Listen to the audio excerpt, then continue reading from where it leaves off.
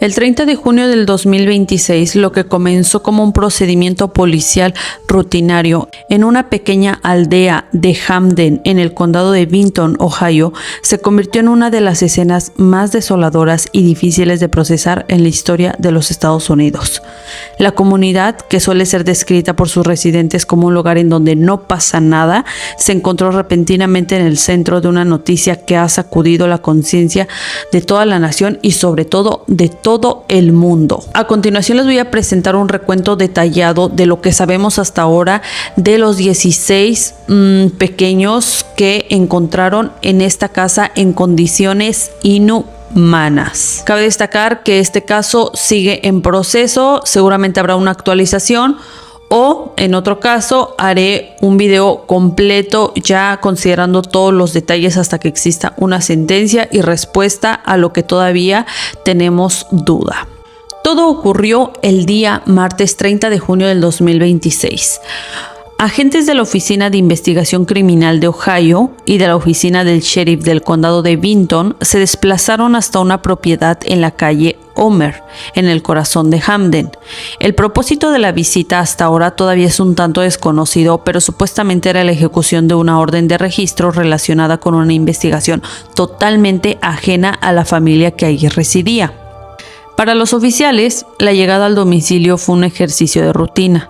Sin embargo, al cruzar el umbral de la vivienda, se toparon con una realidad que desafía cualquier expectativa. No estaban ahí buscando obviamente a pequeños, menores, ni tenían conocimiento previo de que hubiera este tipo de personas en el lugar. Sin embargo, lo que encontraron, en palabras de las propias autoridades, fue el escenario de lo que parecía sacado de una pesadilla. Era un entorno de confinamiento y abandono extremo. Vamos a hablar un poquito acerca del contexto de la casa y del descubrimiento. Esta casa está ubicada en una zona rural boscosa que no parecía desde el exterior el epicentro de una tragedia de esta magnitud, aunque los vecinos sí notaban el aislamiento del inmueble. El área de Hamden, con una población menor a los 1000 habitantes, es un entorno donde las casas suelen estar separadas por árboles y maleza, lo que facilita que ciertas dinámicas domésticas permanezcan invisibles para residentes cercanos. Al ingresar, los investigadores descubrieron que 16 pequeños, con edades comprendidas entre los 18 meses y los 18 años, vivían en condiciones que fueron clasificadas como deplorables. Según los reportes iniciales, los menores habrían pasado gran parte de los últimos 4 años confinados en una sola habitación de aproximadamente 3.5 por 3.5 metros, es decir, 12 por 12 pies. Esta vivienda estaba rodeada de basura, de desechos de neumáticos y de otros desechos, mientras que en el interior los niños compartían el espacio con la presencia de residuos humanos y condiciones insalubres que, según el sheriff Ryan Cain, eran peores que la mayoría del ganado. Imagínense. El sheriff comparó esta situación con animalitos que viven en establos. Mencionó que muchos animales vivían en mejores condiciones que lo que estaban viendo en ese momento. Uno de los aspectos más desgarradores es el estado físico y psicológico en el que fueron hallados estos pequeños. Los funcionarios que participaron en el operativo describieron a estos menores con términos que reflejan el nivel de deshumanización al que habían sido sometidos. Se les describió como casi salvajes debido a la falta de interacción social, imagínense. Varios de los niños presentaban dificultades extremas para comunicarse. Algunos carecían de habilidades básicas del habla y la mayor de ellos, de 18 años, tenía una discapacidad de desarrollo. No era capaz de escribir su propio nombre. 7 de estos menores tuvieron que ser trasladados de emergencia a hospitales de Columbus. 2 de ellos incluso fueron evacuados mediante transporte aéreo de emergencia debido a su condición médica crítica. La falta de atención médica, la desnutrición, la ausencia de un entorno estimulante habían marcado profundamente su desarrollo. Y ahora vamos con los implicados, la familia. La familia Cedars se encontraba compuesta por 4 adultos. En esta propiedad se encontró a los 4 identificados por las autoridades como los padres y los abuelos de los niños. Los detenidos son Gary Sanders, de 73 años, Christina Sanders, de 67, Gary Sanders Jr., de 36 años, y Elizabeth Sanders, de 33 años. El árbol genealógico de esta familia es bastante complejo. Los registros indican que Gary Sanders Jr. y Elizabeth Sanders se casaron en 2008 cuando todavía eran adolescentes. Se habla incluso de que tenían como 15 años de edad. A lo largo de las décadas la familia se movió por diversos condados de Ohio antes de establecerse en Vinton. Entonces entendemos que la chica se junta, en otras palabras, con este chico Gary y se la llevan. O sea, esa edad en donde todavía no es madura, ni física, ni psicológicamente, se la llevan, la alejan de su entorno, de su familia, de su círculo. Únicamente ella conoce ese estado y pues de esta forma se van moviendo de un lugar al otro hasta llegar a lo que hoy conocemos. Obviamente esto no lo digo para justificar a la mujer, simplemente todavía se está analizando la situación y se está tomando en cuenta todo esto para ver si la mujer es una víctima de todo esto que estaba pasando porque sigue en investigación o si seguramente es responsable. Obviamente este patrón de movilidad parece haber sido una táctica deliberada para evitar algún tipo de detención. Pero la pregunta que más nos resuena en la opinión pública es cómo 16 niños pudieron vivir sin ser detectados por la sociedad durante años. La respuesta parece residir en una combinación del aislamiento extremo y la evasión sistemática de los sistemas gubernamentales, ya que los niños no estaban inscritos en ninguna escuela, no recibían educación formal y según los registros de las autoridades, la familia evitaba establecer vínculos con los servicios médicos o agencias gubernamentales que pudieran generar un rastro de la existencia de los menores. Al mantenerse fuera de este radar escolar, social y hospitalario, lograron construir una burbuja de aislamiento que, aunque precaria en condiciones, fue efectiva para evitar la intervención de los servicios de protección social. Los vecinos, por su parte, reportaron haber visto a los adultos, pero confirmaron nunca haber avistado a los niños, lo que subraya el nivel de confinamiento al que estaban sometidos. Sin embargo, por ahí pude encontrar supuestamente un testimonio de un joven de una tienda local que dijo haber visto a varios niños en pésimas condiciones y que incluso les ofrecía un poco de comida. Tras el hallazgo, los 4 adultos fueron puestos bajo custodia y enfrentan 16 cargos de delitos graves de segundo grado por poner en peligro a estos pequeños. Y durante las audiencias iniciales los acusados se declararon no culpables.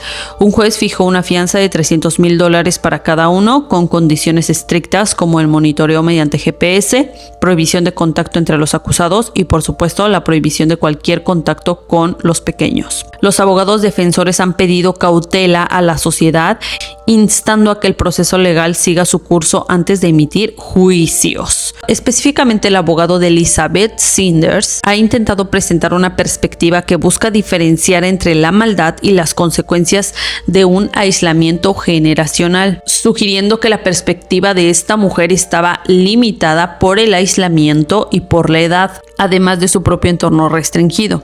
Sin embargo, la gravedad de los cargos y la evidencia física encontrada en la vivienda ha llevado a las autoridades, incluido el fiscal general de Ohio, a mantener una postura firme ante la gravedad de lo que ocurrió.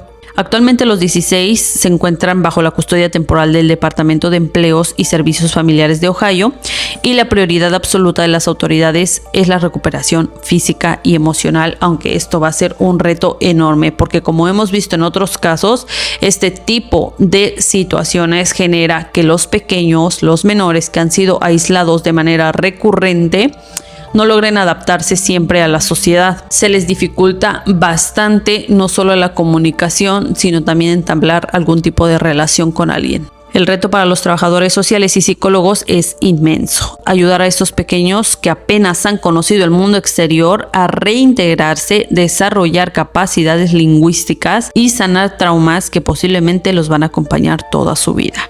La investigación actualmente sigue abierta. El equipo legal y policial busca determinar si existieron fallos en los sistemas de vigilancia social, aunque las autoridades insisten en que esta familia era particularmente hábil para navegar fuera de la red. Este no es un caso de trata de personas, sino un caso de negligencia familiar extrema en un entorno cerrado. Y ahora les voy a hablar un poco acerca de cada uno de estos personajes. En primer lugar, Gary Seeders Sr., de 73 años, y de Christina Seeders, de 67. Gary y Christina representan la raíz de esta dinámica, ya que durante las últimas 2 décadas la familia ha sido descrita por las autoridades como nómadas del aislamiento. No eran residentes permanentes en un solo lugar. Su historia se traza a través de diversos condados de Ohio, incluyendo Gallia, Pique, Jackson y finalmente Vinton. Para esta pareja, la movilidad geográfica no era una cuestión de trabajo o de búsqueda de oportunidades económicas, era una táctica de supervivencia frente al escrutinio.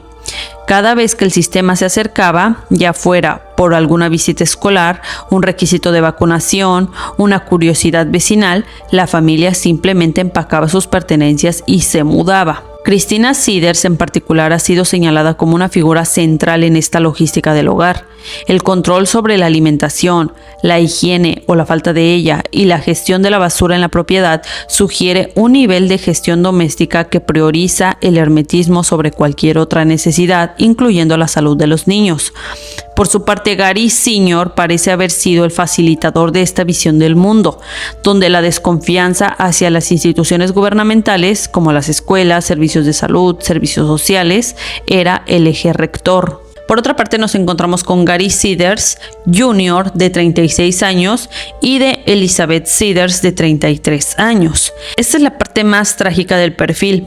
Gary Jr. y Elizabeth no son personas que decidieron aislarse a la mitad de su vida adulta. Ellos crecieron bajo cierta dinámica de los adultos. Gary Jr. es hijo de Gary Sr. y de Christina, lo que significa que fue educado desde la infancia en la desconfianza absoluta hacia el mundo exterior. Gary y Elizabeth se conocieron y se casaron súper jóvenes alrededor del 2008, cuando ambos apenas eran adolescentes.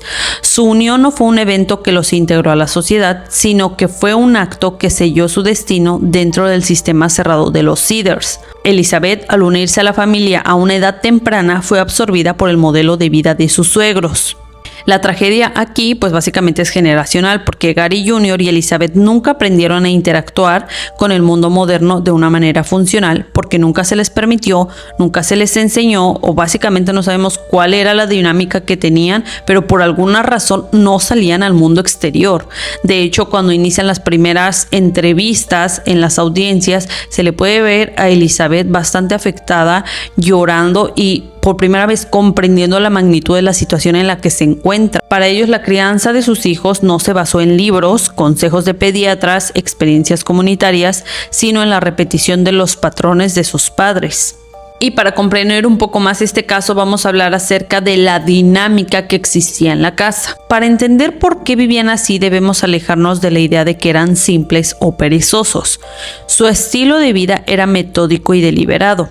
Los 4 adultos operaban bajo una lógica de fortaleza asediada. Los 4 adultos compartían una ideología común, que el sistema estaba diseñado para controlar, vigilar y castigar.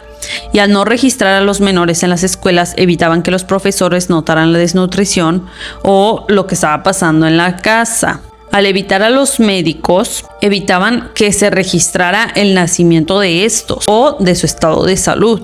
Los 4 adultos dependían el uno del otro para mantener la fachada. Si uno de ellos hubiera intentado pedir ayuda o hablar con el vecino, el sistema habría colapsado.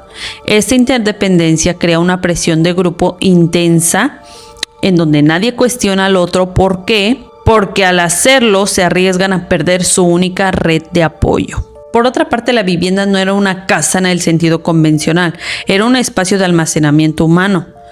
Había basura acumulada, neumáticos, desechos que no eran simplemente falta de limpieza, funcionaban como una barrera física y psicológica. La suciedad era en cierto sentido una herramienta para mantener a los intrusos lejos. lo que funcionaba bastante bien porque nadie se acercaba a ellos. Las autoridades han mencionado que el olor era insoportable, algo que los propios adultos inmersos en su realidad probablemente normalizaron con el paso de los años. Aquí pasamos a las cuestiones legales, que es una parte súper difícil de este asunto, porque estamos hablando si fue una negligencia o fue una mala intención. Y aquí es donde el caso entra en un terreno complejo. Durante las primeras audiencias, la defensa de los Siders intentó matizar esta situación. Los abogados de Elizabeth, por ejemplo, sugirieron que ella misma es una víctima de un entorno de control extremo, que es una mujer que nunca conoció otra realidad porque se casó muy joven con este sujeto y obviamente la absorbieron en su rutina, en su vida, en su casa, se la llevaron y obviamente no creció con otro entorno social. Ellos hablan acerca de que sus acciones fueron el resultado de su propia limitación cognitiva y social. Sin embargo, los fiscales son implacables al respecto, ya que ser víctima no exime de la responsabilidad de ejercer violencia contra terceros. El hecho de que los adultos estuvieran en condiciones similares a las de los pequeños, aunque ellos tuvieran un poco de libertad de movimiento, demuestra que el peligro no era externo, era autoinfligido. Ellos parecían haber operado bajo un delirio compartido de que el mundo exterior era una amenaza constante, y comenzaron de esta forma a tratar a los pequeños como simples objetos y no como seres humanos, que por cierto, aunque hubieran sido tratados como seres humanos, pues imagínense si ellos estaban en las mismas condiciones, de qué forma diferente iban a tratar a estos pequeños. Ninguno de los 4 adultos tenía amigos fuera del núcleo familiar, ni empleos estables que los obligaran a socializar, ni miembros de la iglesia, grupos cívicos a los que reportarse. Eran una unidad atómica que al cerrarse se volvió bastante tóxica. Actualmente los 4 enfrentan 16 cargos de delitos graves en segundo grado por poner en peligro a estos pequeños, y esta clasificación legal implica que las autoridades consideran que los adultos no solo fueron negligentes, sino que fueron conscientes de que sus acciones colocaban a estos pequeños en un riesgo grave de daño físico y mental. Obviamente la estrategia de la defensa es presentar a estas personas no como seres malignos, sino como individuos funcionalmente incapacitados por su propia historia de aislamiento. La Fiscalía de Ohio tiene su postura bien fuerte y esperemos que se mantenga, porque ellos van a presentar pruebas de que hubo decisiones conscientes, porque eligieron mudarse, eligieron no inscribir a los niños, no meterlos a una escuela, además de mantenerlos en una habitación cerrada con llave desde afuera. La fiscalía va a argumentar que este aislamiento no es una excusa para la crueldad.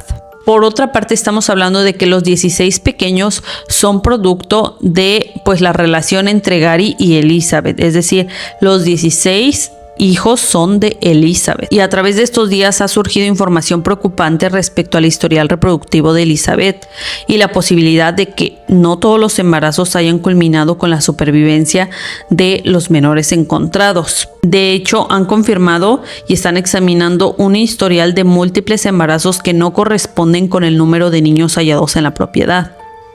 Los reportes indican que Elizabeth tuvo más embarazos de los 16 niños rescatados. Es importante aclarar que hasta el momento todavía no hay datos precisos o que confirmen toda la historia.